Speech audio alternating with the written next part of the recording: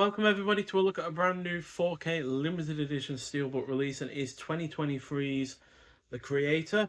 So this is directed by Gareth Edwards, who also did Monsters, Godzilla and Rogue One. All three really rather great films. And yeah, this is a science fiction action film, so it's still in the same kind of wheelhouse as all those three prior efforts. Clocks in at 133 minutes long, had a budget of $80 million, but unfortunately only at the box office recouped about 104 million, so not really a box office success there. But it does star the likes of John David Washington, who was in Tenet, and as well as Black KK Klansman, and Gemma Chan, who was in Eternals, and the really rather great TV series Humans. Now I'm only mentioning that because she was excellent in that TV series, and because thematically speaking it is somewhat similar to this. Also stars Alison Janney, who was in like Finding Nemo, American Beauty, and Spy. And finally, Ken Watanabe, who was also in Godzilla, as well as Inception, The Last Samurai, and Letters from Iwo Jima. So, amid a future war between the human race and the forces of artificial intelligence, a hardened ex-Special Forces agent, grieving the disappearance of his wife, is recruited to hunt down and kill the Creator, the elusive architect of advanced AI who has developed a mysterious weapon with the power to end the war and mankind itself. So even though this comes across as an amalgamation of various elements from other films and multiple genres, because not only is it sci-fi and action, but you also have some elements of drama. There is some kind of romance element to it in terms of the overall theme of character arc of our lead, and yeah, you also have some like dystopian elements to it, and yeah, some thematic weight on top of all of that. But which does mean it somehow some of the cliches of all those elements. It is still nonetheless overall a captivating and effective effort that has stunning visuals coupled with really rather great cast. The action scenes are also well done. The score is brilliant. The cinematography is excellent. The futuristic world is well realised. The pacing is on point. It features some solid emotional and thematic weight to it. And the sound design is superb. Also, worth noting that for a film that only cost $80 million to make, this also comfortably looks way better than several other films from 2023 that cost 3 or 4 times as much. Now, 2023 was quite a casualty year for films in terms of box office grosses. You know, you look at the likes of Indiana Jones or Ant-Man and the Ant-Man and the Wasp and Quantumania, whatever it's called.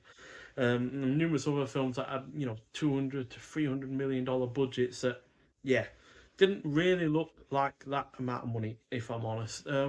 I enjoyed plenty of them, but yeah, you look at something like The Flash, which had some really rather awful CGI in the final act of that film, and yeah, everything just looks really rather artificial, weirdly enough, with those kind of films. And yet, with this, despite the fact it's actually dealing with artificial intelligence, looks real.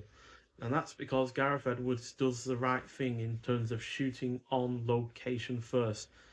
But not just that, also knowing how he wants the film to go and not changing his mind partway through, as something that has been well documented with Marvel films in the past has been that not only are they not shooting on location, but often the director or producers or whoever will change their mind partway through and all of a sudden ask all of these special effects artists to suddenly make up a whole new scene despite one already existing, and that puts pressure on those people and also makes the likelihood of mistakes and cheapens the whole look of the film, because not only have you already spent budget on making one scene already, but then you're also going to spend even more money on making another scene again. So yeah, whereas with this, yeah, it feels like a vision that has been set out from the start and hasn't been deviated from in any noticeable manner.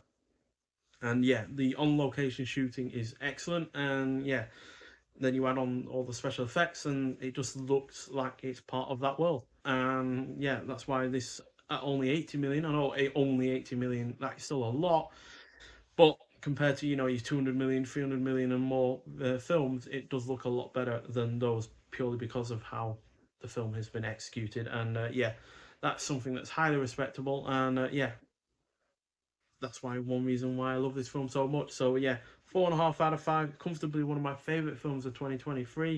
I think it came in around 7th or 8th place. So yeah, and this steelbook looks excellent. I really like the artwork that it's got going on.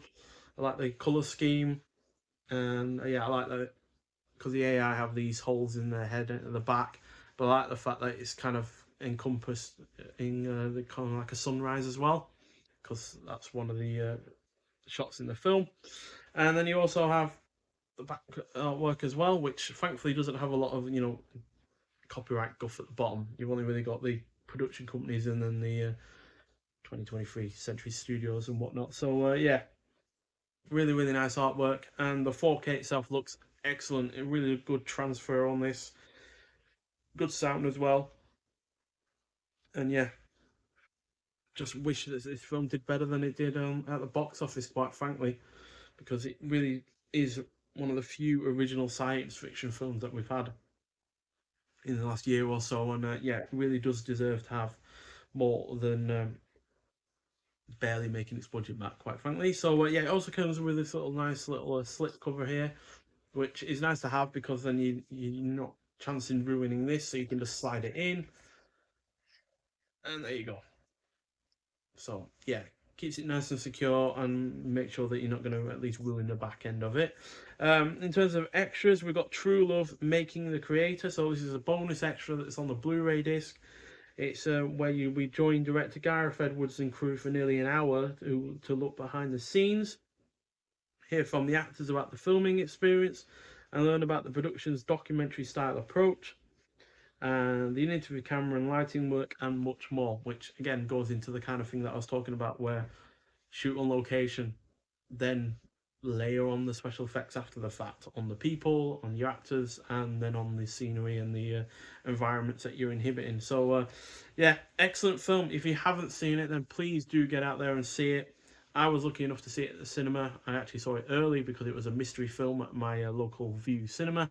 But yeah, even if you can't obviously get to see it at the cinema, because I'm pretty sure it's completely been removed from cinemas now, at least see it on home viewing. You won't get quite the same experience as you would have on the big screen, but it still is an excellent looking film regardless of the size of your screen. And at the end of the day, it's not just about the way it looks; it's about the characters and the themes that it's got going on. Got that excellent score, and then you've also got the really well good action scenes on top of all of that. So yeah, highly recommended. But nonetheless, thank you for watching, and I'll see you in the next one. Bye.